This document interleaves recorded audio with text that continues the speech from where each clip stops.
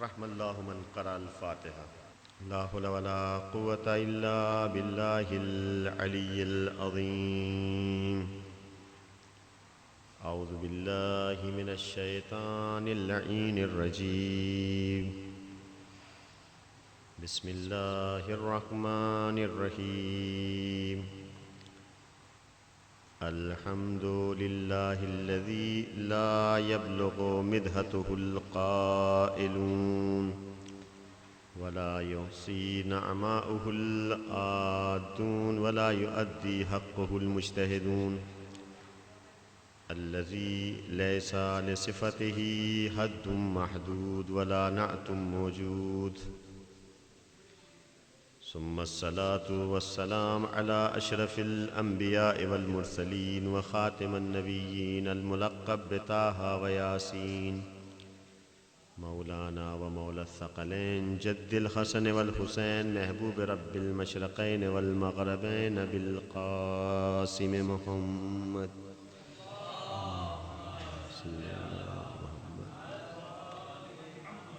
وأهل بيته الطيبين الطاهرين المعصومين واللعنة الدائمة الباقية على أعدائهم أجمعين من الآن إلى قيام يوم الدين. أما بعد فقد قال رسول الله صلى الله عليه وآله وسلم: بسم الله الرحمن الرحيم. خير نساء العالمين 40 صلوات پڑھ دیا.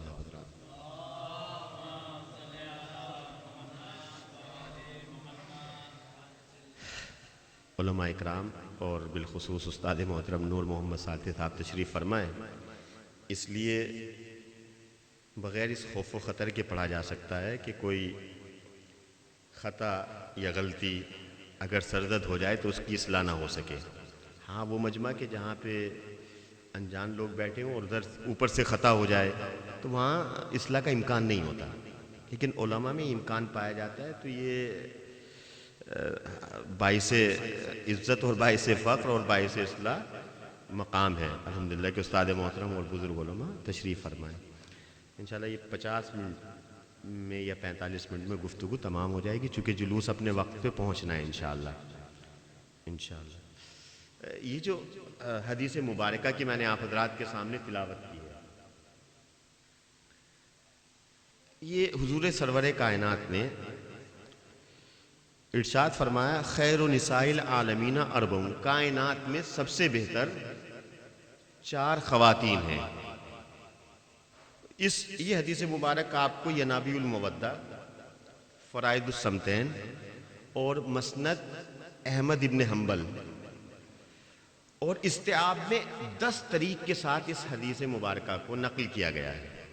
وہ طریق تو آپ مجھ سے بہتر جانتے ہیں کہ کون سے طریق ہوتے ہیں، جو ان میں رجال جانتے ہیں وہ مجھ سے بہتر جانتے ہیں.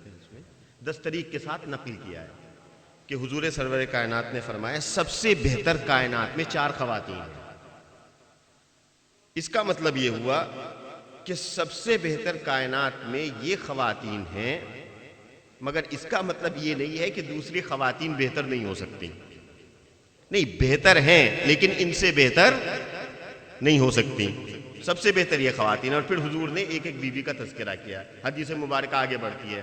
جو پہلی بیوی ہے وہ آسیہ بنت مزاحم، دوسری بیوی کا نام ہے مریم بنت عمران، تیسری بیوی کا نام ہے خدیجہ بنت خویلد، اور چوتھی بیوی کا نام ہے فاطمہ بنت محمد.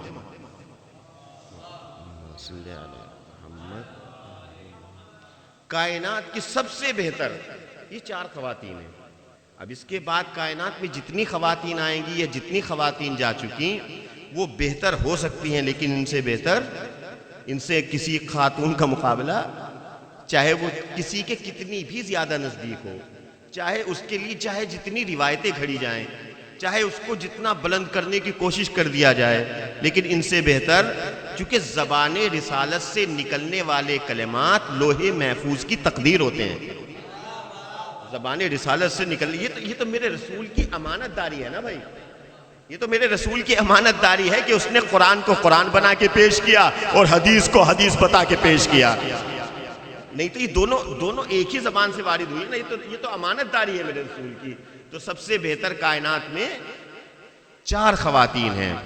اور آپ اگر عالم اسلام پہ نظر دوڑائیں تو ابتدائے آدم سے اور ہمارے رسول تک اور ہمارے رسول سے امامت کے آخر تک ہر قدم پہ، کیونکہ سمجھا یہ جاتا ہے کہ جب بھی خواتین کا تذکرہ ہوتا ہے تو ہمارے ذہن میں ایک چیز آتی ہے کہ بھئی لاچار اس کا مطلب عورت، مجبور اس کا مطلب عورت، تنگ دست اس کا مطلب عورت، بیوقوف اس کا مطلب خاتون. مطلب سب سے گری ہوئی چیز کا جو تصور آج بنا کے پیش کیا جاتا ہے اور کہا جاتا ہے کہ اسلام جو ہے وہ عورت کو مجبور بنانا چاہتا ہے، عورت کو جو ہے وہ قید کر کے رکھنا چاہتا ہے، یا عورت کو تسکین قلب انسانی کا ذریعہ بنانا چاہتا ہے. صرف یہ سمجھا جاتا ہے جب بھی عورتوں کا تذکرہ آتا ہے، کہا کہ عورتوں کی اسلام میں کوئی، جبکہ اس کے برعکس جتنی عزت اسلام نے خواتین کو بخشی، کائنات کے کسی مذہب نے اتنی عزت کسی کو نہیں بخشی جتنی عزت اسلام نے بخشی ہے، یا جتنی عزت ہمارے رسول نے خاتون کی ہے، یا خواتین کو. یہ ایک صرف ہمارا مذہب ہے کہ جس میں طلاق کو بھی رکھا گیا ہے. دوسرے مذہب میں اس کے متبادل لفظ ہے لیکن وہ طلاق کا اطلاق اس پہ نہیں ہوتا. صرف یہ چیزیں جیسے ہمارے یہاں جو ہندو مذہب پایا جاتا ہے اس میں جو ہے طلاق کا مطلب یہ ہمارے والی طلاق نہیں، وہ الگ ہو جانا. یہ پہلے تو زندہ ہی درگور کر دیا جاتا تھا، یا ڈائیورس دوسری زبان میں آپ دیکھیں تو وہ اس کا متبادل نہیں ہے. تو یہ بھی شریعت نے صرف شریعت محمدی میں عورت کے احترام میں رکھا گیا ہے کہ کام اگر نہیں چل سکتا ساتھ میں تو بھئی طلاق لے لو. تو آپ جب دیکھیں گے ابتداء اسلام سے، مثلا آپ حضرت آدم کا تذکرہ کریں گے، ان کی قربانی کا تذکرہ کریں گے، ان کی خلافت کا تذکرہ کریں گے، ان کے علم کا تذکرہ کریں گے، تو آپ جناب حوا کو فراموش نہیں کر سکتے. آپ یعنی جتنی قربانی مردوں کی ہیں اتنی قربانی خواتین کی بھی ہے.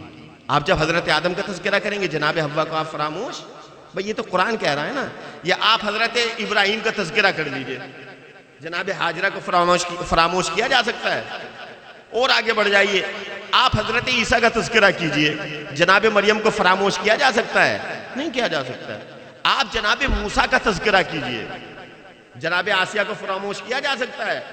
آپ اسلام کی اعانت اور مدد کے لیے اگر جناب امیر کا تذکرہ کریں گے ہمارے رسول کے دور میں، تو کیا آپ جناب ختیجہ کی قربانی کو فراموش کر پائیں گے؟ نہیں کر سکتے. جس طریقے سے اعلان ولایت کے لیے یا تحفظ ولایت کے لیے امام حسن، امام حسین اور خود مولا کائنات کا کردار ہے، آپ جناب فاطمہ کے کردار کو فراموش نہیں کر سکتے. اور آگے بڑھ جائیے، جہاں تحفظ ایمان و اسلام کے لیے حضرت ابو الفضل العباس کی قربانی کو کوئی فراموش نہیں کر سکتا، وہاں جناب زینب کی قربانی قابل فراموش نہیں ہے. نہیں، ہر قدم پہ جہاں مردوں کی قربانی ہے وہیں پہ عورتوں کی. اور آگے بڑھ جائیے، کربلا میں حجت خدا ہونے کے اعتبار سے جسے امام حسین نے سب سے مظلومیت کے ساتھ جناب علی اصغر کے ذریعے پیش کیا، جب آپ جناب علی اصغر کا تذکرہ پیش کریں گے تو جناب سکینہ کو فراموش نہیں کر پائیں گے. یعنی ہر قدم پہ خواتین کا کردار بقائے اسلام کے لیے برابر ہے. ایک صلوات پڑھ دیجئے بر محمد والے محمد. حضور نے فرمایا کائنات میں سب سے بہتر 4 خواتین ہیں. یعنی جتنی قربانی مردوں کی اسلام میں اتنی قربانی خواتین کی بھی ہیں. اور خود قرآن کہتا ہے، جہاں قرآن نے نیکو، اور عجیب و غریب ہے، قرآن نے جہاں مردوں کی قربانیوں کو پیش کیا وہاں خواتین کی قربانیوں کو بھی پیش کیا ہے. اور یہ بات الگ ہے کہ جب اس نے خواتین کی قربانیوں کو پیش کیا تو جہاں نیکوکار خواتین کا تذکرہ کیا وہاں بدکار خواتین کا تذکرہ بھی آ جاتا ہے. ایک صلوات پڑھیے پر محمد والے محمد.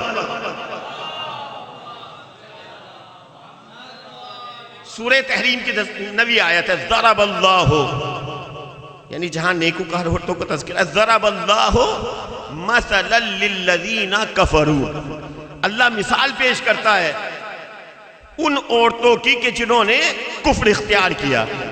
اللہ مثال پیش کرتا ہے ان خواتین کی کہ جنہوں نے، سورہ تحریم 9ویں آیت ہے، جنہوں نے کفر اختیار کر. ضرب اللہ مثلا للذین کفروا امرأۃ نوح و امرأۃ لوط، اللہ مثال پیش کرتا ہے ان خواتین کی کہ جنہوں نے کفر اختیار کیا. یہ بدکار عورتوں کا تذکرہ ہے. بدکار عورتوں کا تذکرہ ہے. اللہ مثال پیش کرتا ہے ان عورتوں کی، ان خواتین کی کہ جنہوں نے کفر اختیار کیا، زوجہ نوح اور زوجہ لوط. اور ان کا کفر اختیار کرنے کا طریقہ اور ذریعہ کیا تھا؟ زوجہ نوح کا اور زوجہ لوط کا فخانتہما، ان دونوں نے خیانت کی. خیانت یہ وہ والی خیانت نہیں، قبلہ بیٹھے ہوئے ہیں. خیانت یہ وہ والی خیانت نہیں ہے کہ انہوں نے نعوذ باللہ زنا کیا ہو یا کوئی نبی. ایک صلوات پڑھیے پر محمد والے محمد. جو مشن تبلیغ کا نبی اپنے گھر میں بناتے تھے یہ اس کو پہلے سے آؤٹ کر دیا کرتی تھی. لیکن خیانت کا لفظ قرآن نے استعمال کیا. ضرب اللہ مثلا للذین کفروا، اللہ مثال پیش کرتا ہے ان عورتوں کی کہ جنہوں نے خیانت کی. فخانتہما، انہوں نے خیانت کی تو اب ان کا اللہ نے اجر یہ بتایا ادخل النار مع الداخلین. چونکہ تم نے خیانت کی ہے لہذا اب تمہاری سزا یہ ہے کہ تم جہنم میں داخل ہونے والوں کے ساتھ داخل ہو جاؤ. اور یہ جو تمہیں نبی کی زوجیت ہے نا، یہ تمہیں کوئی فائدہ نہیں دے گی. نبی کی زوجیت تمہیں کوئی فائدہ نہیں دے گی. اگر خیانت کی ہے نبی کے ساتھ تو جزا جہنم ہے. دیکھیں قرآن میں جتنی مرتبہ بھی آپ کو وہ آیتیں ملیں گی کہ جس میں مثل پیش کی گئی ہے، ضرب پیش کی گئی ہے، جس میں تذکرہ کیا پرانے نبیوں کا، پرانی خواتین کا، تو وہ اس وقت پیش کی جاتی تھی کہ جب کوئی اس کے جیسی حرکت انجام دے دیتا ہے. جب اس کے جیسی کوئی حرکت انجام دیتا ہے. ایسا نہیں، قرآن قصے کہانیوں کی کتاب نہیں ہے. احسن القصص ضرور ہے مگر قرآن قصے کہانیوں کی کتاب نہیں ہے. قرآن نے کہا بھائی خیانت کی تو نبی کے زمانے میں کسی نے خیانت کی ہوگی نا، تبھی تو آیت آ گئی. کہا نبی کی بیوی خیانت کر رہی ہے، کہا اگر خیانت کرے تو جزا یاد رکھ لینا. نبی کی رشتہ داری جہنم میں جانے سے نہیں روک سکتی، چونکہ جنت نبی سے وفاداری کا نام ہے، رشتہ داری کا نام نہیں ہے. صلوات پڑھ دیجئے پر محمد والے محمد.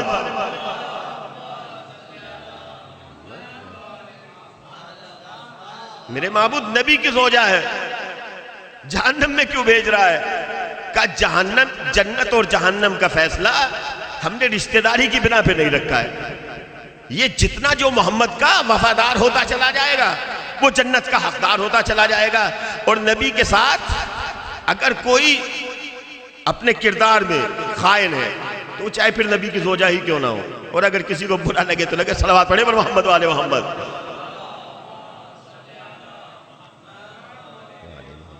کسی نے خیانت کی ہوگی اس لیے آیت آئی تھی. اور وہیں جہاں پروردگار عالم نے بدکار عورتوں کا تذکرہ کیا ہے اس سے آگے والی آیت 10ویں آیت ہے. وَضَرَبَ اللَّهُ، وہ بھی یہیں سے شروع ہوتی ہے جہاں سے نبی آیت شروع ہوتی ہے. ضرب اللہ مثلا للذین آمنوا، اور اللہ مثال پیش کرتا ہے ان خواتین کی کہ جو ایمان لے کے آئیں. زوجہ فرعون، یہ 10ویں آیت ہے. زوجہ فرعون. زوجہ فرعون کون ہے؟ جناب آسیہ بنت مزاحم. اور نبی کریم نے اپنی حدیث مبارک میں جو بہترین خواتین ہیں ان میں سے ایک خاتون کسے قرار دیا؟ جناب آسیہ بنت مزاحم کو. اور ان کے لیے دنیا میں ان کی جنت کی بشارت ہے. آگے والی آیت رب ابن علی بیتن، میرے معبود تو میرے لیے اپنے یہاں جنت میں گھر بنا دے. اور وہ اپنی زندگی میں جناب آسیہ نے اپنے مقام کو دیکھا، اپنی شہادت سے پہلے اپنے مقام کو دیکھا. لیکن جناب آسیہ، میں اپنی منزل تک پہنچے، جناب آسیہ بنت مزاحم، آخر آپ کا وہ کون سا کارنامہ تھا کہ اللہ قرآن میں جناب آسیہ کی تعریف کر رہا ہے اور نبی کریم اپنی حدیث میں پہچنوا رہے ہیں کہ آسیہ بہترین خواتین میں سے ایک ہے جو کائنات میں سب سے بہتر ہے. تو میری نظر میں جو میں نے اپنے اساتذہ سے سیکھ سکا، 2 کردار نمایاں ہیں جناب آسیہ سے جو ہماری نظر میں سب سے پہلے آتے. ایک یہ کردار ہے کہ جناب آسیہ نے ایک نبی کی پرورش کی ہے. جناب آسیہ کے یہاں کسی نبی کی ولادت نہیں ہوئی، جنم نہیں دیا جناب آسیہ نے، لیکن جناب موسیٰ کی پرورش کی ہے جناب آسیہ. یہ ایک کردار ہے جناب آسیہ کا. دوسرا کردار جو بڑا نمایاں کردار ہے جناب آسیہ کا، وہ ہے جناب آسیہ نے اپنے ایمان کو محفوظ رکھا تقیے کے ذریعے. کہاں؟ فرعون کے گھر میں. فرعون کے گھر میں. اور آپ جانتے ہیں دیکھیں آج کا جو، چونکہ آپ لوگوں کا سابقہ ہے، میں آپ ہی کے درمیان میں سے ایک فرد ہوں، آپ لوگوں سے ہزاروں مرتبہ یہ کہا جاتا ہوگا کہ وہ مول صاحب وہ داڑھی اس لیے مڑوا لیتے ہیں کہ ماحول ہی ایسا ہے، اگر ہم نہیں مڑائیں گے تو پھر ہمیں وہ برابر کا نہیں سمجھا جائے گا، یا تھوڑی سی ہمیں فیس لیے لینی پڑتی ہے کہ ماحول ایسا ہو گیا ہے نا مول صاحب، ماحول ایسا ہو گیا ہے کہ ہمیں بھی، آپ اگر یورپ کے یا امریکہ کے یا وہاں کے مسائل یہ آپ کے سامنے آنے والے ہیں، جو میرے چھوٹے بھائی ہیں اور جو بڑے جاتے رہتے ہیں وہ بہتر جانتے ہیں کہ نماز وقت پہ اس لیے نہیں پڑھ پاتے کہ ہمیں وقت نہیں ملتا ہے، کام داڑھی اس لیے نہیں رکھ سکتے کہ ماحول نہیں ہے، ہمیں آتنکوادی سمجھا جاتا ہے، کہا بھائی ہم کیا کہتے ہیں، ہمیں تھوڑی سی فی اس لیے پڑھنی پڑتی ہے کہ چونکہ وہاں کا ماحول ہی ایسا ہے، اگر کھانے کے ساتھ وائن نہیں ہوگی تو کھانا جو ہے وہ کھانا ہی نہیں سمجھا جاتا ہے۔ نہیں، ماحول کسی کو اسلام سے دور نہیں کرتا، اسلام کے اپنے اندر کے جذبات ہوتے ہیں جو اسے اسلام سے دور کرتے ہیں، اسے ماحول کا نام دے دیا جاتا ہے۔ ماحول کسی کو مجبور نہیں کرتا کہ آپ کفر اختیار کر لیجئے، اگر ماحول مجبور کرے اس مجبوری کو اپنے عمل میں لانے کا نام تقیہ ہے، اس کا نام تقیہ، لیکن ماحول کسی کو مجبور نہیں کرتا، ماحول نہ کسی کو مسلمان بناتا ہے، ماحول نہ کسی کو کافر بناتا ہے، یہ انسان کے اپنے اندر کے جذبات ہوتے ہیں کہ اگر کفر سے مل جائے تو ماحول کی وجہ سے کافر ہو گیا، اور اگر سب کو دیکھا کہ اسلام لا رہے ہیں تو سوچا فائدہ اسی میں ہے، تلوار چھوڑو نبی کے قدموں میں گر جاؤ۔ صلوات پڑھیے نا بر محمد وآل محمد۔ تو ہم لوگ ماحول سے متاثر ہونے والے نہیں ہیں۔ دیکھیں ماحول چاہے جتنا خراب، وہ لوگ جو کہتے ہیں ماحول کی وجہ سے، ماحول چاہے جتنا خراب ہو جائے، مگر آپ مجھے یہ بتائیے کیا فرعون کے گھر سے زیادہ ماحول پراگندہ ہو سکتا ہے؟ نہیں، انا ربکم الاعلی، آپ سے بہتر کون جانتا ہے؟ اگر فرعون کو رب نہ مانے تو قتل کر دیا جائے، اور زوجہ فرعون ہے جناب آسیہ، جناب حزقیل مومن آل فرعون بہت قریبی منصب پہ ہے، انا ربکم الاعلی، میں تمہارا بڑا رب ہوں، سب سے بڑا رب میں ہوں تمہارا۔ اب ایسے ماحول میں جناب آسیہ ہیں خاتون، جناب آسیہ کو کیا کرنا چاہیے؟ کفر اختیار کرنا چاہیے؟ نہیں، ایسے ہی ماحول میں جب انسان اپنے اسلام کو بچاتا ہے تو اللہ اس کے لیے دنیا میں جنت کی بشارتیں دیتا ہے۔ ایسے ہی ماحول میں جناب آسیہ خاتون ہیں، اگر جناب آسیہ خاتون ہونے کے بعد اپنے ایمان کو فرعون جیسے کہ یہاں محفوظ کر سکتی ہیں تو مسلمان چاہے دنیا کے کسی بھی خطے میں رہے وہ اپنے اسلام کو بچا کے رکھ سکتا ہے۔ صلوات پڑھ دیجئے بر محمد وآل محمد۔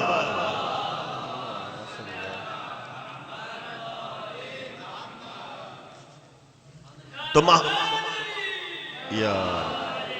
دوسری بیوی کا نام ہے مریم بنت، بس جلدی جلدی میں اپنی منزل کی طرف پہنچ جاؤں گا انشاءاللہ، مجھے شہزادی کونین تک پہنچنا ہے۔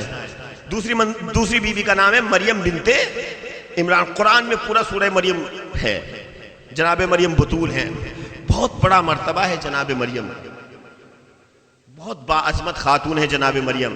بس دو خصوصیتیں جناب مریم کی بیان کروں گا اور انشاءاللہ مجلس آگے بڑھ جائے گی۔ اگر جناب آسیہ سمجھ میں آ گئی، جناب مریم سمجھ میں آ گئی، جناب خدیجہ سمجھ میں آ گئی، تو جناب فاطمہ کی عظمت کا ایک پہلو سمجھ میں آئے گا۔ اگر جناب فاطمہ کو سمجھنا ہے تو ان بلند خواتین کو سمجھیے، چونکہ فاطمہ ان ریگزار میں پیدا ہونے والی خواتین میں سمجھ میں نہیں آئیں گی کہ جو رات کی تاریکیوں میں پیدا ہوئی ہے۔ فاطمہ کو اگر سمجھنا ہے تو قرآنی حیثیت سے جس کی اللہ نے تعریف کی ہے ان خواتین کو سمجھیے، آسیہ کو سمجھیے، مریم کو سمجھیے۔ بس دو کردار جناب مریم کو آگے بڑھ جاؤں گا تاکہ مجلس اپنے وقت میں تمام بھی ہو جائے اور اپنے موضوع پہ پہنچ بھی جائے۔ دوسری بیوی کا نام ہے مریم۔ جناب مریم کا وہ کون سا کارنامہ ہے کہ نبی نے بہترین خواتین میں جناب مریم کو شمار کیا؟ پہلا کارنامہ یہ ہے جناب مریم کا کہ جناب مریم نے جناب عیسیٰ کو جنم دیا ہے نا، اور پھر ان کی پرورش کی، اور خود جناب مریم کا ایک کردار ہے، خود جناب مریم کا ایک کردار ہے، صرف یہ کردار نہیں، ایک کردار اور ہے جو بڑا نمایاں ہے، جو ہمارے آج کے تمام تر مسائل حل کرتا ہے۔ جب آپ اپنے گھروں سے چلتے ہیں، کمل صاحب آپ جا رہے ہیں نجف میں، تو اگر آپ جا رہے ہیں تو ہمارے بیٹے کے لیے دعا کر دیجیے گا، بیٹا جو ہے وہ بگڑ گیا ہے، یہ کہتے ہیں نا بھائی، ہماری بیٹی کے لیے دعا کر دیجیے گا۔ کیا دعا کرنی ہے؟ کہ بیٹی کا رشتہ نہیں ہوتا۔ سنیے، اگر سیرت اہل بیت، سیرت انبیاء سیرت کنیزان فاطمہ ہمارے گھر میں ہے تو ان تمام تر مسائلوں کا حل ہمارے گھر میں موجود ہے. توجہ دیجئے. جناب مریم ہے. ابھی جناب مریم کا سن 3 اور 4 سال کا ہے. آپ کی کفالت کی ذمہ داری ہے جناب زکریا کے اوپر. جناب زکریا والد نہیں ہے, جناب زکریا کے اوپر ہے جناب مریم کی ذمہ داری. سنیے سوال کا حل سنیے. جناب مریم کی ذمہ داری کس کے اوپر ہے؟ جناب زکریا معصوم, بھائی کوئی نبی کو معصوم مانے نہ مانے مگر یہ پڑھا لکھا مجمع تو مانتا ہے نا. اور جناب مریم کون ہے؟ معصوم. دونوں معصوم ہیں. اب ایک معصوم کی کفالت دوسرا معصوم کر رہا ہے, ایک معصوم کی تربیت دوسرا معصوم کر رہا ہے. اب طریقہ یہ ہے کہ جب بھی اور تربیت کہاں ہو رہی ہے؟ بیت المقدس کے اندر. تربیت کہاں ہو رہی ہے؟ دنیا کا سب سے پاک و پاکیزہ گھر خانہ کعبہ سے پہلے بیت المقدس. کس کی؟ معصومہ کی تربیت. تربیت کرنے والا کون ہے؟ وقت کا نبی, معصوم نبی. طریقہ کیا ہے؟ ادھر جناب زکریا نکلے گھر سے بیت المقدس سے, بیت المقدس کو مقفل کر دیا. یہ سورہ مریم ہے, میں ترجمہ پیش کر رہا ہوں, آپ جا کے پڑھ لیجئے گا. بیت المقدس کو مقفل کر دیا. اب قرآن یہ کہتا ہے کلما دخل زکریا, اب جب بھی جناب زکریا داخل ہوتے ہیں واپس آتے ہیں محراب میں داخل ہو, دیکھتے ہیں جناب مریم کے پاس کھانا رکھا ہوا ہے. جناب مریم کے پاس کھانا رکھا ہوا ہے. فوراً سوال ہوتا ہے انا لک ھذا, مریم یہ کھانا کہاں سے آیا ہے؟ بھائی کوئی نبی کو عالم الغیب مانے نہ مانے آپ تو مانتے ہیں نا. کیا نبی نہیں جانتا کہ کھانا کہاں سے آیا ہے؟ کیا نبی نہیں جانتے کہ کھانا کا؟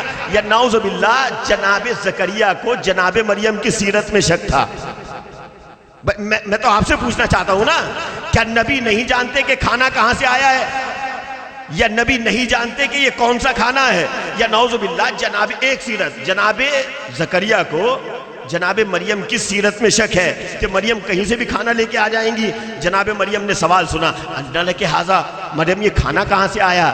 جناب مریم کہتی ہیں یہ میرے اللہ کی طرف سے ہے. ان اللہ یرزق من یشاء بغیر حساب, اور میرے اللہ جس کو چاہتا ہے بغیر حساب کے رزق دیتا ہے. سوال کرنے والا کون ہے؟ معصوم نبی. سوال کس سے کیا جا رہا ہے؟ دیکھیے آج جو کھانا بنا ہے آج کسی اور باورچی نے بنایا ہے, آپ اس کا ٹیسٹ کر کے بتا دیں گے کہ یہ آج کا کھانا کل والے باورچی نے نہیں بنایا جس نے کل کا تبرک کھایا تھا. یا آپ جب باہر جاتے ہیں تو یہ ریسٹو کیفے اور یہ جو KFC اور یہ ساری چیزیں جو ہے نا, آپ ریپر دیکھ کے بتا دیتے ہیں کہ مندی کہاں کی اچھی ہوتی ہے, کباب کہاں کے اچھے ہوتے ہیں, اور بھائی کیا کہتے ہیں اس کو, روسٹ مرغی کہاں سے آتی ہے. ایک عام انسان ہے نا, کہ بھائی حلیم کہاں کا اچھا ہوتا ہے, ہریسہ کہاں کا اچھا ہوتا ہے, اور ریپر دیکھ کے انسان بتا دیتا ہے کہ یہ کھانا کس دکان سے آیا ہے. یہ عالم الغیب نبی نہیں جانتا کہ یہ جو کھانا رکھا ہوا ہے یہ آیا کہاں سے ہے. یہ عالم الغیب نبی یہ نہیں جانتا کہ کھانا کہاں سے آیا ہے. معصوم بی بی مریم, سوال کرنے والا معصوم نبی زکریا, مریم یہ کھانا کہاں سے آیا؟ یہ جناب مریم کی عصمت پہ جناب زکریا کا شک نہیں ہے, بلکہ یہ ایک باپ کی ذمہ داری ہے جو اپنی معصوم بیٹی کے ذریعے امت کو سبق دینا چاہتا ہے کہ بیٹی چاہے جتنی معصوم ہو مگر مریم جیسی نہیں ہو سکتی. بیٹی چاہے جتنی معصوم ہو مگر مریم جیسی معصوم نہیں ہو سکتی. تو جب میں معصوم ہونے کے بعد اپنی بیٹی پہ کوئی ایسی چیز دیکھوں جو میں نے نہیں دلائی تھی, تو اب ہر باپ کی ذمہ داری یہ ہے کہ جب بیٹی کے پاس کوئی ایسی چیز دیکھے جو اس نے نہیں دلائی تھی تو فوراً سوال کرے ہم نے نہیں دلائی, تمہارے پاس کہاں سے آ گئی؟ ہم نے نہیں دلائی, تمہارے پاس کہاں سے آ گئی؟ یہ رومال کہاں سے آیا؟ یہ موبائل کہاں سے آیا؟ یہ موبائل کہاں سے آیا؟ یہ دوپٹہ کہاں سے آیا؟ یہ قلم, یہ ہم نے نہیں دلا. اگر بیٹی سیرت مریم پہ چلنے کے بعد کہہ دے کہ بھائی نے پیسے دیے تھے یا تو سمجھ لیجئے کہ بیٹی ابھی باپ کے گھر ہے. آپ کو ڈرنے کی ضرورت نہیں. صلوات پڑھیے پر محمد والے محمد. ایک سیرت, نبی معصوم. سوال کس سے کیا جا رہا ہے؟ معصوم بیٹی سے. اب دوسری صورت ملاحظہ فرمائیے. امام حسن علیہ السلام تشریف لائے اپنے گھر میں مسجد سے شہزادی کونین نے آتے ہوئے امام حسن کو دیکھا، سوال کر دیا میرے لال حسن کہاں سے آ رہے، میرے لال حسن کہاں سے آئے ہو؟ مادر گرامی مسجد سے آیا ہوں۔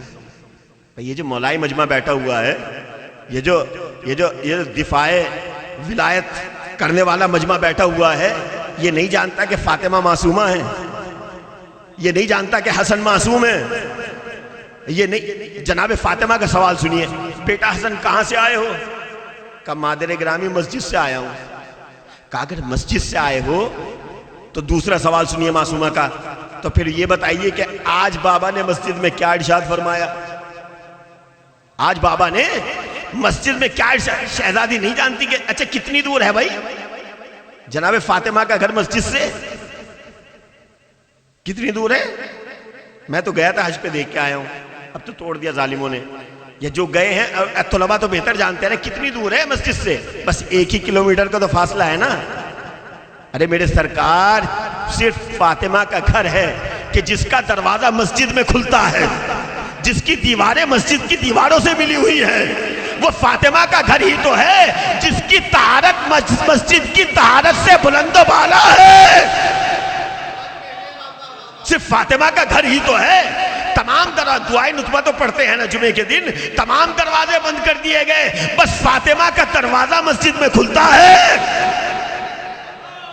تو کیا فاطمہ نے نہیں سنا کہ بابا نے آج کیا فرمایا؟ فاطمہ نہیں جانتی؟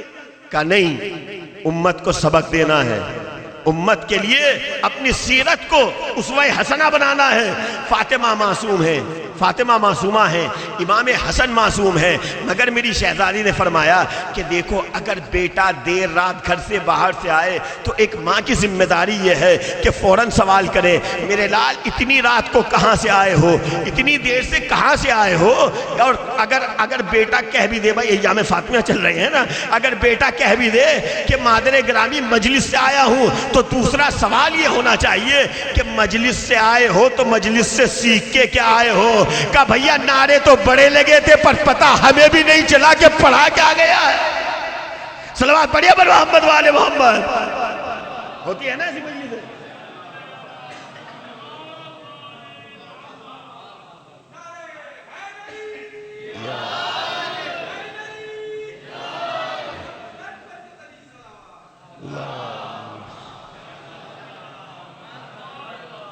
اور اب تو ایسی محفلیں اور مجلسیں ہو رہی کہ اس میں بس نعرے ہی رہ گئے، اور جس میں لگنا چاہیے اس میں خاموش بیٹھ جاتے ہیں طلباء۔ صلوات پڑھیے پر محمد والے محمد۔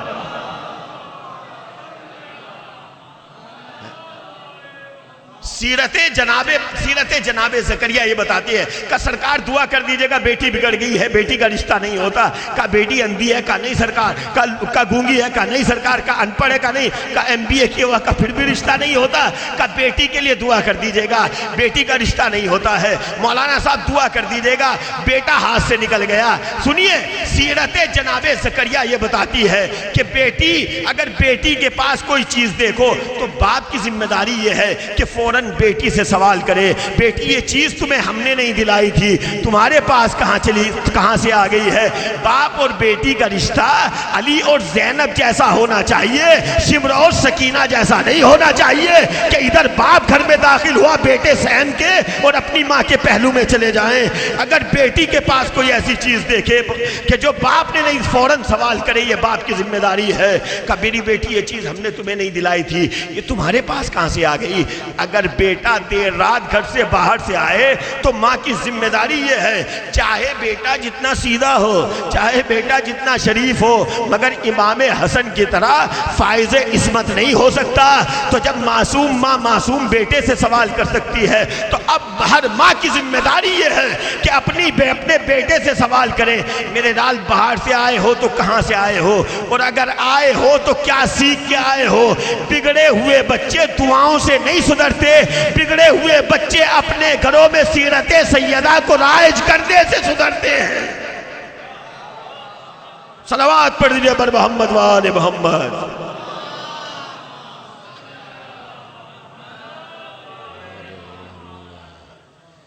بگڑے ہوئے بچے دعاؤں سے نہیں سدھرتے. اپنے گھر میں سیرت سیدہ کو رائج کیجئے, اپنے گھر میں سیرت جناب زکریا کو رائج کریے. نہ بیٹی بگڑے گی نہ بیٹا بگڑے گا, معاشرہ خود بخود اسلامی بنتا چلا جائے گا. معاشرہ خود بخود, معاشرے کو اسلامی بنانے کے لیے کسی بڑے پروجیکٹ کے لیے امریکہ اور برطانیہ سے بہت بڑی ٹیم کی ضرورت نہیں ہوتی. یہ کام اپنے گھر سے شروع ہوتا ہے. اگر آپ اور ہم سدھرے ہوئے ہیں تو ہمارا خانوادہ دیدار ہوگا. اس کے لیے کسی بڑے پروجیکٹ کے لیے بڑی دولت چکانے کی ضرورت نہیں ہے. نہ بیٹا بگڑے گا نہ بیٹی بگڑے گی. بس میں اپنی منزل پہ آگے. تیسری بیوی کا نام ہے خدیجہ بنت خویلد. بس 2 جملے کہوں گا میری شہزادی کے لیے اور میں اپنے موضوع پہ اور انشاءاللہ ختم ہوا. جناب خدیجہ کے لیے اتنا کہوں گا کہ خدیجہ اس خاتون کا نام ہے کہ جس کے ہوتے ہوئے کبھی نبی کو کسی دوسری زوجہ کی ضرورت محسوس نہیں ہوئی. جب تک جناب خدیجہ بحیات رہیں نبی نے دوسری شادی نہیں کی. خدیجہ اس خاتون کو یا یہ کہوں کہ جتنا سکون میرے نبی کو جناب خدیجہ سے میسر ہوتا تھا اتنا مل کے 13 بیویاں 12 بیویاں میرے رسول کو اگر مل جاتا تو پھر یہ شکایت نہ کرتے کہ میرے نبی آپ تو ہمیشہ خدیجہ کو یاد کرتے رہتے ہیں, آپ تو ہمیشہ جناب خدیجہ کو یاد کرتے رہتے ہیں. اور ایک اور جناب خدیجہ کا پہلو پیش کروں گا. جناب یہ ابو بکر سے روایت ہے, در منصور میں اس کو نقل کیا ہے کہ ابتدائی اسلام میں سنیے جناب خدیجہ کی قربانی اور میں اپنے موضوع کی طرف منتقل. جب مسلمان چوک در چوک مسلمان ہو رہے تھے تو باپ کافر بیٹا مسلمان, بہن مسلمان بھائی کافر, آقا کافر غلام مسلمان. تو جو جس کے تحت تصرف تھا وہ اس کے اوپر شدت اختیار کر رہا تھا, وہ اس کے اوپر ظلم کر رہا تھا. میرے نبی گھر میں تشریف لے کے آئے. جناب خدیجہ نے میرے نبی کے پزمردہ چہرے کو دیکھا اور دیکھنے کے بعد فرمایا اے میرے والی و وارث, آخر یہ آپ کا چہرہ کملایا ہوا کیوں ہے؟ میرے نبی نے فرمایا خدیجہ کیا تمہیں معلوم نہیں ہے کہ مسلمان بھوکوں مر رہے ہیں, مسلمان بھوکوں مر رہے ہیں. میرے نبی نے فرمایا مسلمان بھوکوں مر رہے. جناب خدیجہ نے کہا یا نبی اللہ, ابو بکر روایت کرتے ہیں در منصور نے اور ابن جوزی نے اس کو روایت کو نقل کیا ہے ابو بکر سے. جناب خدیجہ نے اپنی تمام تر دولت سہنے خانہ میں جمع کی اور جب سہنے خانہ میں دولت جمع کر چکی جناب خدیجہ, تب راوی روایت کرتا ہے کہ نہ میرا رسول جناب خدیجہ کو دیکھ پا رہا تھا اور نہ جناب خدیجہ. اس تمام دولت کو میرے رسول نے مسلمانوں کے درمیان میں تقسیم کر دیا. اس تمام دولت کو میرے رسول نے مسلمانوں کے درمیان تقسیم کر دیا. بس یہی فرق ہے جناب خدیجہ میں اور نبی کی دوسری بیویوں میں کہ نبی کی دوسری بیوییں وہ ہیں کہ جن کو اسلام نے پروان چڑھایا ہے اور خدیجہ وہ بیوی ہے جس نے اسلام کو پروان چڑھایا ہے.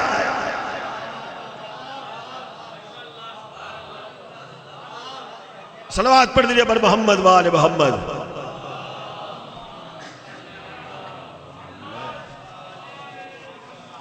یہی فرق ہے. تمام تر مال جناب خدیجہ نے اسلام کی پرورش کے لیے قربان کر دیا. آؤ لے جاؤ. اسی خدیجہ کی بیٹی کا نام ہے فاطمہ. میرا وقت ہو گیا. اسی خدیجہ کی بیٹی کا نام ہے فاطمہ. حضور نے فرمایا سب سے بہتر کائنات میں 4 خواتین ہیں. چوتھی بیوی کا نام ہے فاطمہ. ایک روایت آپ کی نظر کروں گا جو آپ کے سب کے یاد ہے اور انشاءاللہ گفتگو آخری مرحلے میں فاطمہ. کون فاطمہ؟ جب جناب فاطمہ تشریف لاتی تھی رسول سراپا رسالت کھڑے ہو جاتے تھے اور جناب فاطمہ کو اپنے مقام پہ بٹھاتے تھے. طبری نے لکھا ہے اس روایت کو. اور جب تک جناب فاطمہ تشریف فرما رہتی تھی میرا رسول کھڑا رہتا.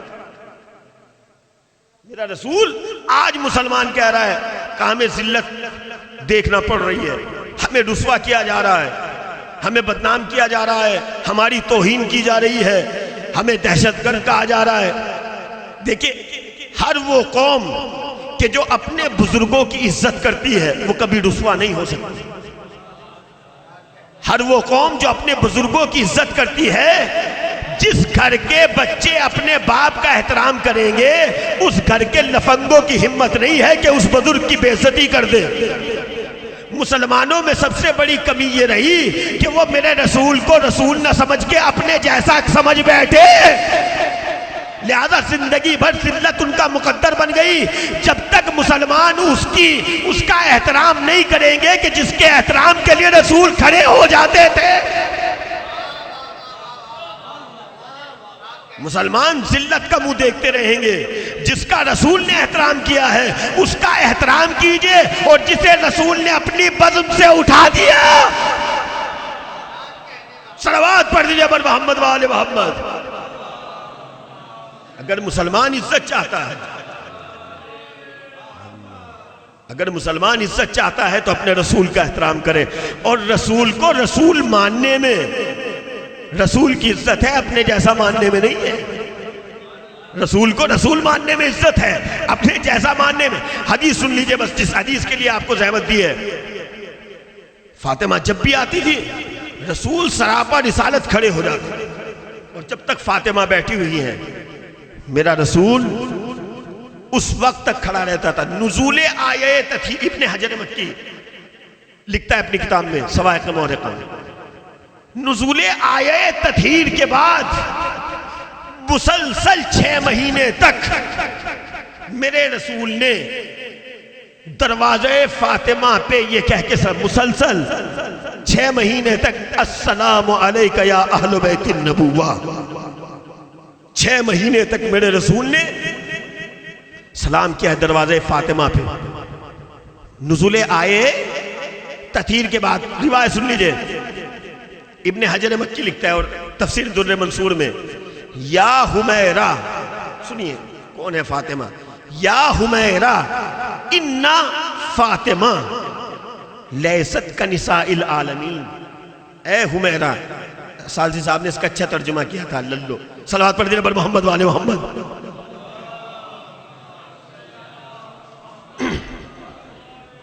یا حمیرہ، اے حمیرہ، انا فاطمہ، میری بیٹی فاطمہ، لیست کنساء العالمین، کائنات کے عام عورتوں کے جیسی نہیں ہے. لیست کنساء العالمین ولا تعتدوا کما یعتدون.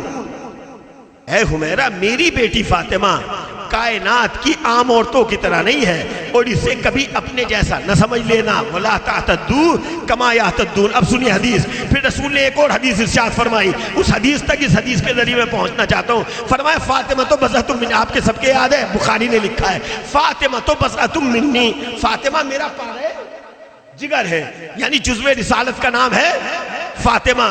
اگر رسول کو پہچاننا ہے تو جزو رسالت کو پہچانیے، اگر رسول کو پہچاننا ہے تو فاطمہ کو پہچانیے.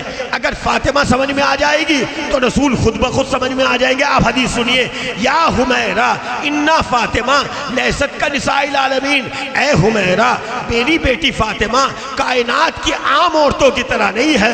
ولا تعتدوا کما یعتدون. اور دیکھو فاطمہ کو کبھی اپنے جیسا نہ سمجھ لینا، چونکہ اس کی منزلت اور ہے، تمہاری حیثیت اور ہے، اس کا مرتبہ اور ہے، تمہارا مرتبہ اور ہے، اس کی منزلت اور ہے، تمہاری منزلت اور ہے. اور میں وکالت فاطمہ میں دلیل بڑی دور سے لے کے آیا ہوں. دیکھو فاطمہ کو کبھی اپنے جیسا نہ سمجھ لینا. یہی وجہ ہے کہ ادھر امام حسن کی ولادت ہوئی، ادھر میری شہزادی نے فرمایا فضہ لاؤ میرا مصلی لے کر آؤ. تو جب شہزادی نے مصلی منگوایا، ادھر امام حسن کی ولادت ہوئی، میری شہزادی نے فرمایا فضہ جاؤ میرا مصلی لے کر آؤ. جیسے ہی چاہنے والی نے مصلی کا سوال سنا فوراً کا شہزادی ابھی تو آپ کے یہاں حسن کی ولادت ہوئی ہے، یہ مصلی کا تصور کیسا؟ میری شہزادی نے فرمایا خبردار، تمہاری حیثیت اور ہے، ہماری حیثیت اور ہے.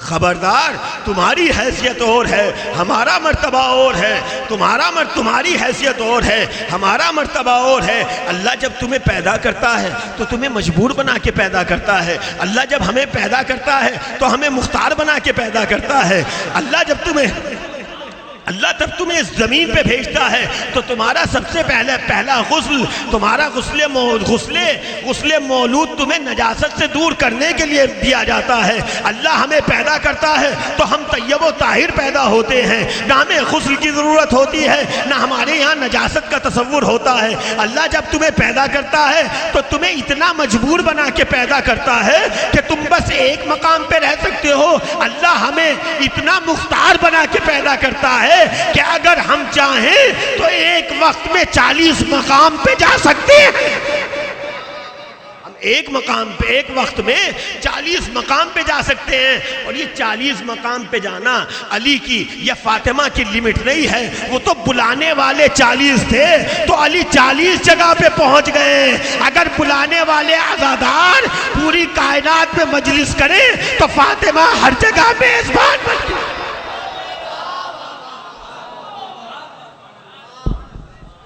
تو بلانے والوں کی لمٹ تھی کہ 40 لوگوں نے بلایا تو ان کے مرتبے کو پہچان نہ سکے، نہیں، اگر عزادار 40 لاکھ مقامات پہ فرش عزا بچھائیں گے تو فاطمہ حاضر ہو جائیں گی۔ ان کا مرتبہ اور ہے، تمہاری حیثیت اور ہے۔ وَلَا تَعْتَدُّوا كَمَا يَعْتَدُّونَ، اور دیکھو فاطمہ کو کبھی اپنے جیسا نہ سمجھنا۔ تو مختصر یہ ہوا کہ تمام کائنات مل کے فاطمہ کے برابر نہیں ہو سکتی، اور فاطمہ تو جزو رسالت ہے، تو جب کائنات مل کے فاطمہ کے جیسی نہیں ہو سکتی تو مسلمان تو میرے رسول کے جیسا کیسے ہو؟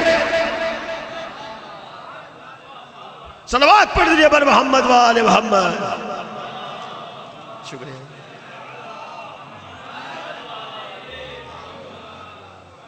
تمام کائنات مل کے جب جزو رسالت کا مقابلہ نہیں کر سکتی تو مسلمان تو میرے رسول کے جیسا کیسے ہو گیا؟ اگر عزت چاہتا ہے تو فاطمہ کا احترام کر، اگر نجات چاہتا ہے تو فاطمہ کا احترام کر۔ رسول نے اپنی زندگی میں پہچنوایا، مسلسل 6 مہینے تک میرے رسول نے درے آیے تطہیر کے نزول کے بعد فرمایا السلام علیکہ یا اہل بیت النبوہ، مگر ابھی تو نہ میرے رسول کو گزرے ہوئے سال ہوا تھا، نہ 6 مہینے ہوئے تھے، ابھی تو میرے رسول کا کفن بھی میلا نہیں ہوا تھا۔ جن مسلمانوں کو رسول نے سلیقہ اسلام سکھایا تھا اسی دروازے پہ مسلمان آگ اور لکڑیاں لے کر آ گئے۔ اجرکم اللہ، نہ مجھ میں پڑھنے کی ہمت ہے، نہ دل رکھنے والا، زہرا کا چاہنے والا مسائب برداشت کر سکتا ہے۔ عجیب و غریب داستان زہرا ہے، عجیب و غریب داستان زہرا ہے۔ جتنی تاکید زہرا کے احترام کے لیے کی گئی، یہ میری بیٹی ہے، اس کو پہچان لو۔ رسول کبھی کھڑے ہو کے اس کا استقبال کر رہے ہیں، کبھی اس کے دروازے پہ جا کے میرا رسول، کبھی اس کے دروازے پہ جا کے سلام۔ ایک دن نہیں، مسلسل 6 مہینے تک دروازے سیدہ پہ میرا رسول السلام علیکہ یا اہل بیت النبوہ، اہل بیت نبوت تم پر میرا سلام ہو۔ پہچان لو، یہ وہ دروازہ ہے جہاں رسالت سلام کرتی ہے۔ ہاں میرے عزیزو، میں نے روایت کو سنا اور عجیب و غریب مبتلا غم ہو گیا۔ میرے عزیزو، روایت کہتی ہے کہ بعد رسول فاطمہ نے سبت علیہ مصائب لو انہا کا مرثیہ پڑھ لیا، مگر وہ مصیبتیں کیسی تھیں اگر انہیں الفاظ میں بیان کر دیا جائے تو عزادار برداشت نہیں کر سکیں گے۔ روایت سن لیجئے، راوی بیان کرتا ہے کہ ابھی رسول کو نہ سال گزرا ہے نہ 6 مہینے گزرے ہیں۔ فاطمہ جب اپنے گھر میں روٹی بنانے کے لیے آٹے کو خمیر کرتی ہیں تو شدت آلام کی بنا پر فاطمہ جس برتن پہ آٹا خمیر کرتی ہیں، میری شہزادی کی پیشانی اس برتن تک پہنچ جاتی ہے۔ اجرکم اللہ اجرکم اللہ۔ خدا آپ کو امام جعفر صادق علیہ السلام فرماتے ہیں کہ میری شہزادی کے دو غم جب بھی مجھے یاد آ جاتے ہیں میں چیخیں مار مار کے گریہ کرنے لگتا ہوں۔ میرے مولا کون سے غم ہیں؟ کہ ایک وہ غم کہ جو میری شہزادی کے ارے ہاتھ پر تازیانہ لگا۔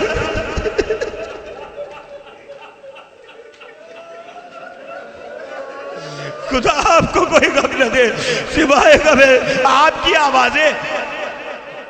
ہر مجلس کی بانی، ہر مجلس کی پرسہ قبول کرنے والی بانی میری شہزادی ہوا کرتی تھی، میری شہزادی۔ مگر زہرا کی مجلس کا پرسہ قبول کرنے والا میرے وقت کا امام ہے۔ امام وقت کو پرسہ دے لیجئے۔ میری شہزادی امام فرماتے ہیں دو زخم میری شہزادی کے اتنے شدید تھے جب مجھے یاد آ جاتے ہیں میں گریہ برداشت نہیں کر سکتا ہوں۔ ایک وہ جو میری شہزادی کے تازیانہ لگا، تمام زندگی میری شہزادی اس ہاتھ سے تسبیح نہیں کر پائی۔ میری شہزادی اس ہاتھ سے تسبیح نہیں کر پائی۔ دوسرا میری شہزادی کا شکستہ پہلو ہے۔ اجرکم اللہ اجرکم اللہ۔ مسلمان اجر رسالت ادا کرنے کے لیے کوئی موقع نہیں چھوڑ رہے ہیں۔ زہرا کا دستور یہ ہے زندگی میں، زہرا جاتی ہیں اور ایک درخت کے نیچے اپنے بابا کو یاد کر کے گریہ کر لیتی ہیں۔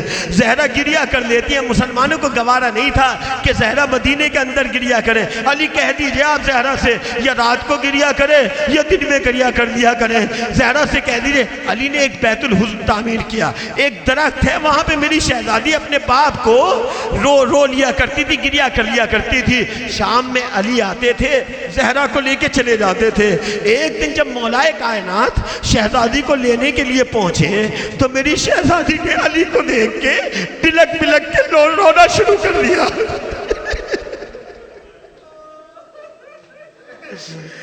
میری شہزادی نے علی کو دیکھ کے بلک بلک کے رونا شروع کر دیا۔ سبت علیہ مصائب ان کا ترجمہ سن لیجئے۔ میری شہزادی نے علی کو دیکھ کے داڑھیں مار مار کے رونا شروع کر دیا۔ علی فرماتے ہیں اے شہزادی کیا آج بابا زیادہ یاد آ گئے ہیں؟ کیا آج بابا کی زیادہ یاد آ رہی ہے؟ شہزادی کہتی ہے ابو الحسن ذرا توجہ تو کیجئے۔ ارے اس بڑی دوپہر میں جس درخت کے نیچے بیٹھ کے بابا کو رویا کرتی تھی مسلمانوں نے اس درخت کو کاٹ۔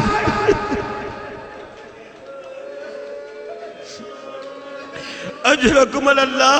مسلمان اجر رسالت ادا کر رہے ہیں نا، رسول نے اجر رسالت مانگا ہے، اس درخت کو کاٹ دیا ہے جہاں میری شہزادی بیٹھ کے گریہ کیا کرتی تھی۔ آ گئے ہیں اس دروازے پہ، آ گئے اس دروازے کو، ابھی رسول کو 1 سال اور 6 مہینے نہیں گزرے ہیں، آ گئے ہیں اس دروازے پہ کہ جس پہ رسول سلام کیا کرتے تھے۔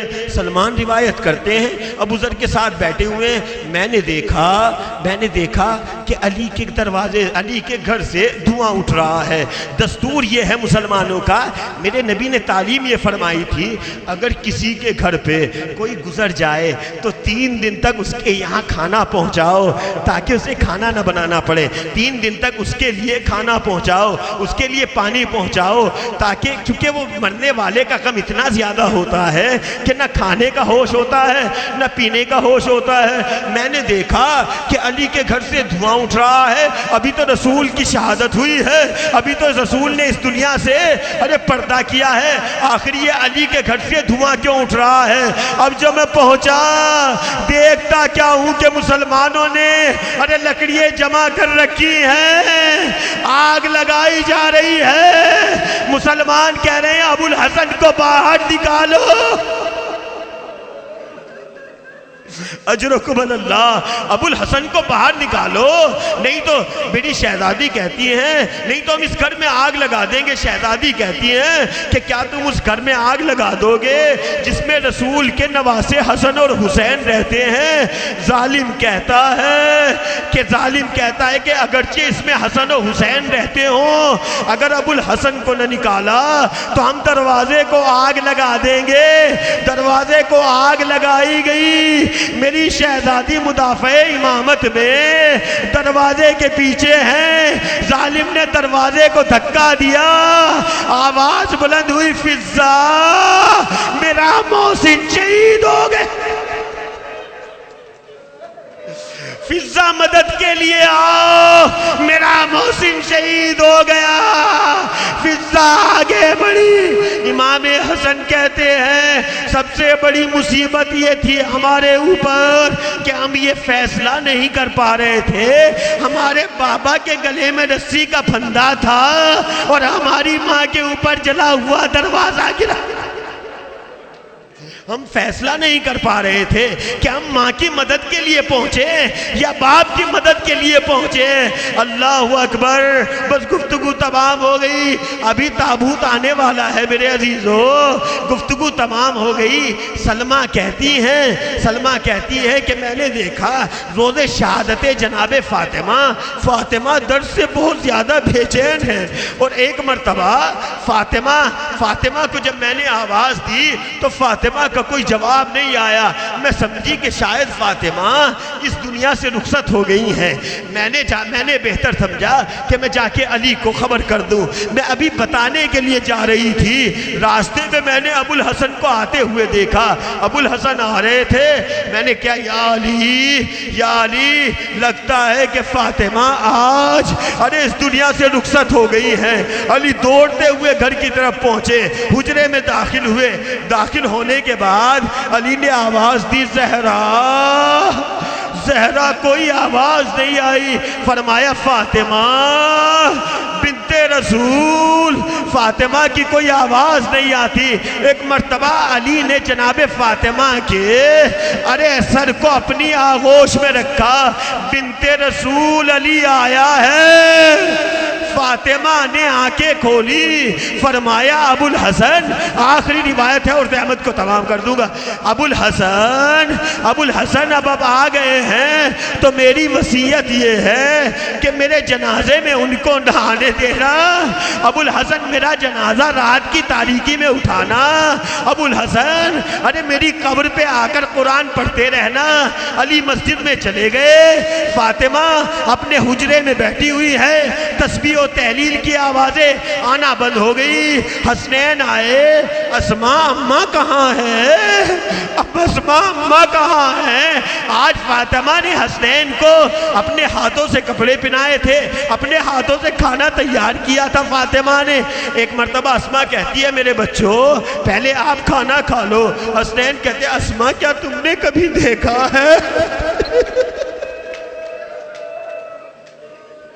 اسماء کیا کبھی تم نے دیکھا ہے کہ ہم نے ماں کے بغیر کھانا کھایا ہو؟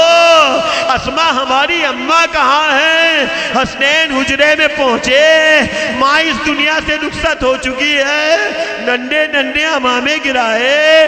اسماء کہتی ہیں باپ کو خبر کر دو۔ حسنین روتے ہوئے مسجد میں پہنچے، تاریخ یہ لکھتی ہے جیسے ہی حسنین نے فرمایا لقد ماتت امنا یا ابتا، تاریخ کہتی ہے علی منبر رسول سے اترے، زمین پہ بے ہوش ہو کے گر گئے۔ علی پہنچے، گھر پہ پہنچے، علی نے انتظام کیا، غسل دینا چاہتے ہیں علی، کفن پہنانا چاہتے ہیں علی، بآواز بلند گریہ کیا جناب امیر نے۔ گریے کی آواز کو سنا، سلمان نے پوچھا مولا آخر یہ گریے کا سبب کیا ہے؟ سلمان فاطمہ کی پسلیاں ٹوٹی ہوئی تھی، فاطمہ کی پسلیاں ٹوٹی ہوئی تھی مگر فاطمہ نے کبھی مجھ سے تذکرہ نہ کیا. علی نے قنوت دیا. کفن پہنا چکے ہیں علی, اب جنازہ تیار ہے. علی فرماتے ہیں بچوں جاؤ اپنی ماں کا دیدار آخر کر لو.